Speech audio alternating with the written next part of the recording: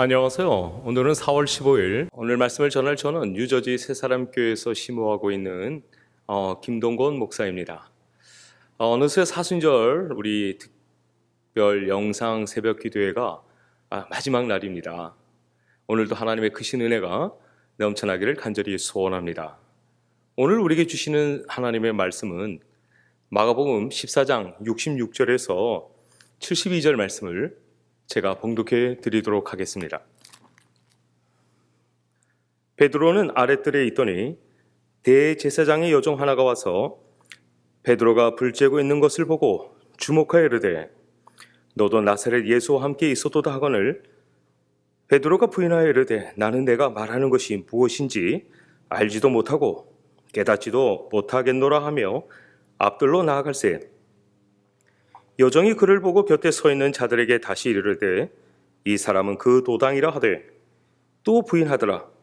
조금의 곁에 서 있는 사람들이 다시 베드로에게 말하되 너도 갈릴리 사람이니 참으로 그 도당이니라. 그러나 베드로가 저주하며 맹세하되 나는 너희가 말하는 이 사람을 알지 못하노라 하니 닭이 곧 두 번째 울더라. 이에 베드로가 예수께서 자기에게 하신 말씀 곧 닭이 두 번 울기 전에 내가 세 번 나를 부인하리라 하심이 기억되어 그 일을 생각하고 울었더라. 아멘. 이것은 살아계신 하나님의 말씀입니다. 저는 오늘 이 말씀을 토대로 해서 영적 재난으로 끝나버린 베드로라고 하는 제목으로 하나님의 말씀을 전하려고 합니다. 우리가 보통 재난이라고 하면 어떤 의미가 있습니까? 두 가지로 나눠볼 수가 있겠죠. 하나는 천재지변입니다. 강풍이 있다거나 아니면 토네이도, 폭설, 이렇게 자연적인 우리가 통제할 수 없는 그런 재난을 맞이할 수도 있습니다. 또 반면에 우리 인위적인 재난도 있습니다. 인간의 어떤 실수나 부주의로 인해서 생겨나는 재난입니다.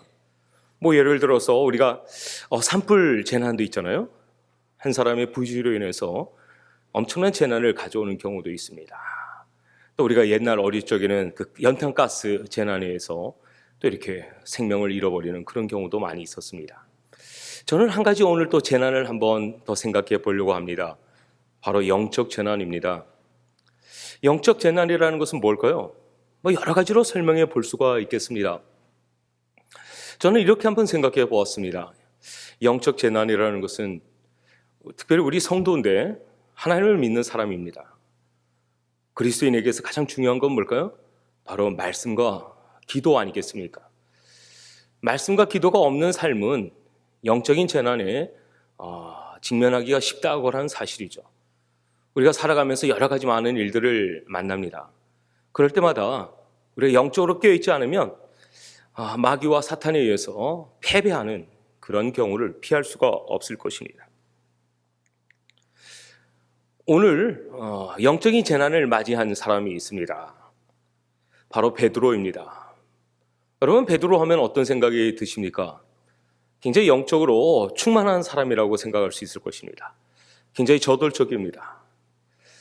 다른 제자들과는 상관없이 굉장히 신앙적이고 경건한 모습으로 보이는 사람이 바로 베드로가 아니겠습니까? 그렇게 때때로 예수님과 대화 속에서도 예측 불허의 그런 답을 하거나 톡톡 튀는 그런 모습을 보여줄 때도 많이 있었습니다. 오늘날 이제 예수님께서 하나님의 타이밍에 맞춰 제자들에게 이렇게 말씀합니다. 내가 이제 곧 십자가에서 죽게 될 텐데 너희들이 다 나를 버릴 것이다. 그렇게 말씀을 하셨어요. 그랬더니 또 뒤질세라 베드로가 어떻게 말을 합니까? 다른 사람은 몰라도 나는 절대로 주님을 버리지 않겠습니다. 이렇게 대답을 했어요.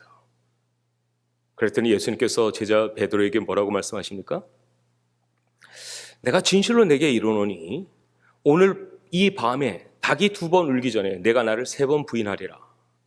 라고 이렇게 말씀을 해주셨어요.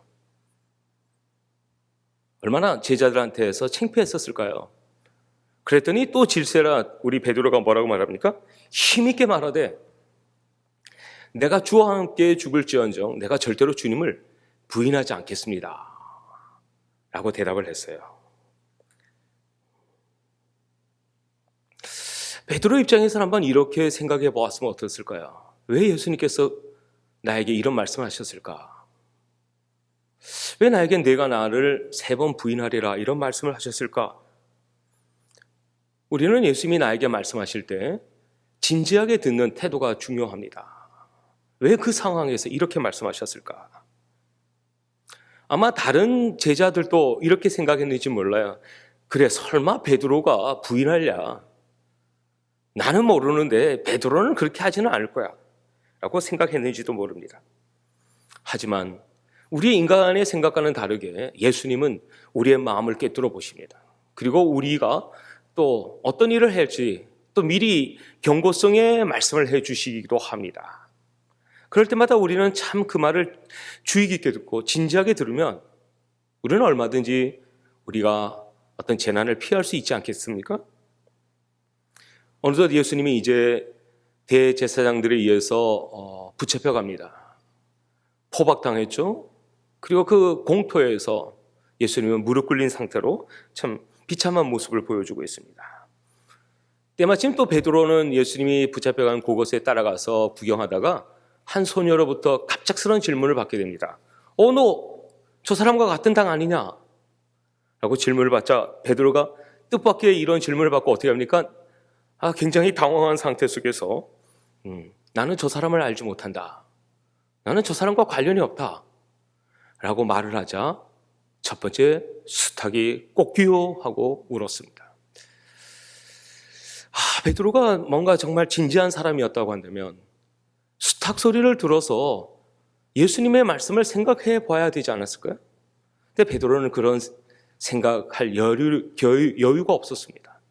한 소녀로부터 내가 혹시 노출되지 않았나 하는 될까봐 하는 그런 불안한 마음에 도망치느라고 그 수탉 소리를 듣지 못했습니다.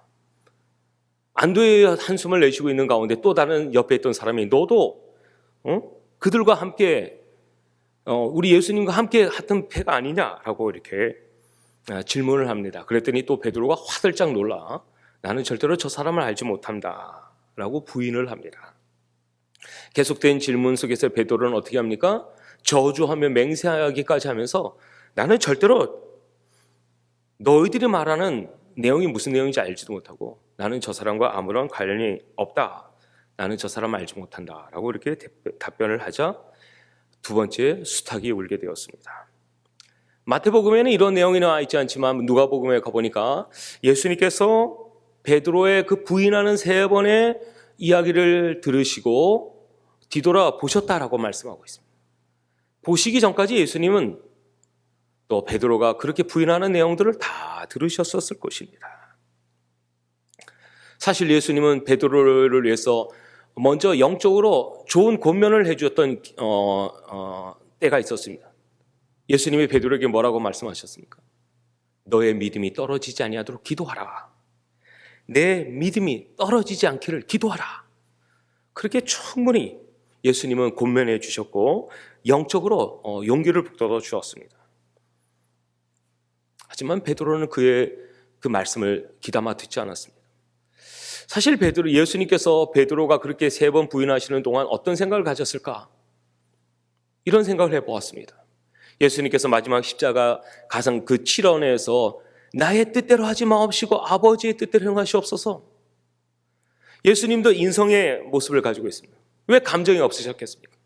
왜 저런 나쁜 놈하고 저런 무례한 놈 같은 이라고 왜 그런 마음을 가질 수 왜 없었겠습니까? 하지만 예수님이 보여주셨던 것은 사단이 주려고 하는 그런 마음보다는 하나님의 그 마음으로 그 연약한 베드로를 위해서 기도하는 모습을 우리가 발견해 볼 수 있습니다.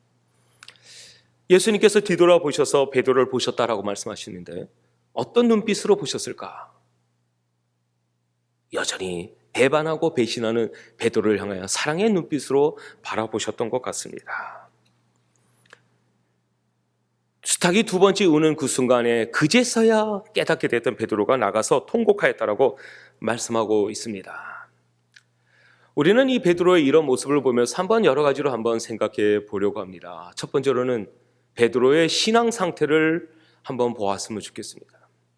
베드로는 한때는 내가 절대로 죽을지언정 주님을 부인하지 않겠습니다 라고 말씀을 했습니다. 또 그 이전에는 베드로는 어부였잖아요. 고기를 잡지 못했습니다. 그때 예수님께서 깊은 데로 가서 그물을 던지라 라고 말씀하셨습니다. 깊은 데로 가서 그물을 던졌을 때 엄청난 고기를 잡았어요. 다른 제자들은 많은 고기에 의해서 너무 기뻐하고 즐거워하는 그 순간에 베드로는 어떻게 했습니까? 예수의 앞에 무릎을 꿇고 주여 나를 떠나소서 나는 죄인으로소이다 이렇게 고백했던 사람이 바로 베드로 아닙니까? 그러나 오늘 본문에도 보면 3번이나 배에 들어가 주님을 부인하는 모습을 보게 됩니다. 우리의 신앙 안에는 베드로처럼 믿음이 있는가 하면 이렇게 배신하는 마음, 신앙이 깊은 것처럼 보이지만 또 이렇게 얇은 이기적인 그런 의심하는 그런 모습을 볼 수가 있습니다. 그렇습니다. 우리 인간에게는 이런 모습들이 바로 우리의 신앙의 모습이 아닌가 생각해 봅니다. 여러분이 잘 아는 그 엔도스 샤코의 그 침묵이라는 책도 보면 기치리지로라는 그 사람이 나오잖아요. 그런 믿음이 얼마나 충만한 사람이었습니까? 근데 또 배교해요. 그리고 또 회개하고 또 배교하고 또 회개하고 배교하면서 엔도스 샤코가 하는 말이 뭡니까? 이런 게 우리의 신앙 상태다. 우리가 때때로는 의심할 때도 있지만 의심의 지팡이를 짚고 가면서 우리를 확신하게 하는 것이 무엇입니까? 바로 복음이 아니겠습니까? 오늘 여러분 우리의 신앙에도 이런 의심케 하고 배신케 하는 상황이 있다 할지라도 복음이 우리의 빛이 되고 우리로 하여금 제대로 된 길을 걸어갈 수 있도록 해야 되지 않을까요?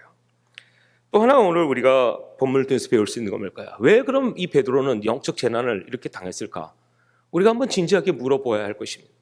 성경은 우리에게 다양한 퀘스천 또 이벤트들을 말씀해 주고 있습니다. 왜 그렇게 성경이 쓰여져 있을까요? 우리에게 모델이 되게 해주시기 위해서 쓰여진 것입니다. 우리가 앞으로 그런 일을 만났을 때 어떻게 대처하고 처신해야 되는지를 가르쳐 주시는 말씀입니다. 베드로가 당한 영적 재난은 첫째로는 그는 영적인 준비를 하고 있지 않았다라고 하는 사실입니다. 이 정도쯤이야 하는 그런 교만한 마음이 그 소녀 앞에 아주 맥없이 쓰러지는 그런 베드로의 모습을 우리가 보게 됩니다. 우리가 영적으로 준비하지 않으면 이렇게 아주 하찮은 것, 평상시에는 아주 보잘것없는 것들이 나를 무너뜨리게 하는, 나를 영적으로 KO패시키는 그런 일들이 있다라고 하는 사실. 베드로는 자기 자랑을 하는데 급급했던 사람입니다. 우쭐함, 드러냄, 남을 무시하는 이런 교만한 마음이 결국은 어떻게 됩니까? 잠언에 있는 말씀처럼 교만은 패망의 선봉이다라고 말씀하고 있습니다. 그렇습니다. 우리가 우리를 자랑하면 자랑할수록 우리는 쓰러질 수밖에 없고 넘어질 수밖에 없다는 거죠. 또 하나 우리가 발견해 볼 수 있는 건 뭘까요? 바로 베드로는 듣는 귀를 갖추고 있지 않았습니다. 베드로는 예수님이 하시는 말씀을 제대로 듣지 않았습니다. 동문서답했습니다. 예수님이 끊임없이 말씀하셨건만 베드로는 모든 경고를 무시해 버렸습니다. 진지하게 받아들이지 않았다라고 하는 사실입니다. 베드로 스스로도 내가 설마 부인하랴? 그런 마음을 가졌는지도 모릅니다. 설마 내가 죽을지언정 이렇게 고백했던 자신이 어떤 상황 속에서도 나는 부인하지 않겠다라고 생각했는지 모릅니다. 크게 두 번째로 우리가 또한 생각해 볼 수 있는 것은 베드로는 기도하지 않았습니다. 예수님께서 십자가에 못 박혀 돌아가시기 전에는 예수님은 베드로를 데리고 기도하러 가셨습니다. 끊임없이 기도하라 3번이나 말씀해 주셨습니다. 하지만 베드로는 어떻게 했습니까? 조느라 정신이 없었습니다. 깨어있도록 기도하라. 하지만 베드로는 기도할 줄 몰랐습니다. 기도하지 않으니까 어떻게 될까요?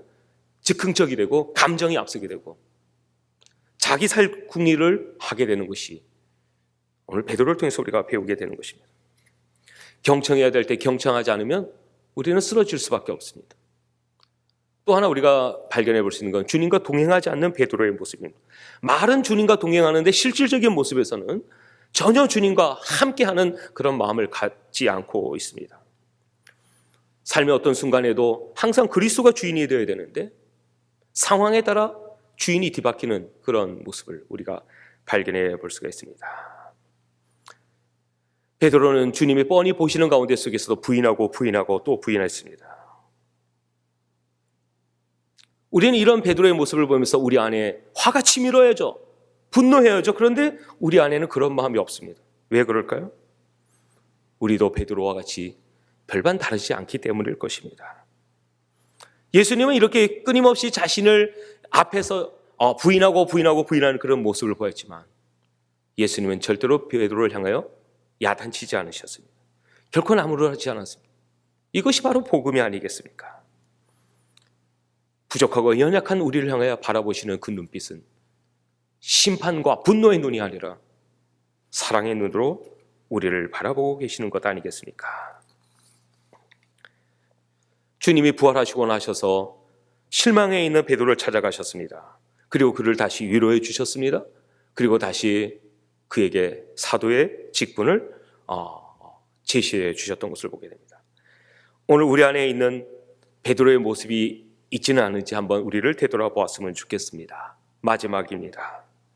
베드로는 스스로 실패했다고 생각했는지 모릅니다. 그러나 주님이 실패했다고 센텐스하기 전까지는 우리는 결코 실패자가 아닐 것입니다. 베드로는 예수님을 3번이나 부인하고 난 후에 통곡하고 자기 고향 갈릴리로 돌아갔습니다. 난 이제 실패했어. 나의 인생의 전반전을 망쳐버렸어 라고 생각했는지 모릅니다. 하지만 주님은 그에게 다시 찾아오셔서 다시 위로와 용기를 북돋워 주셨습니다.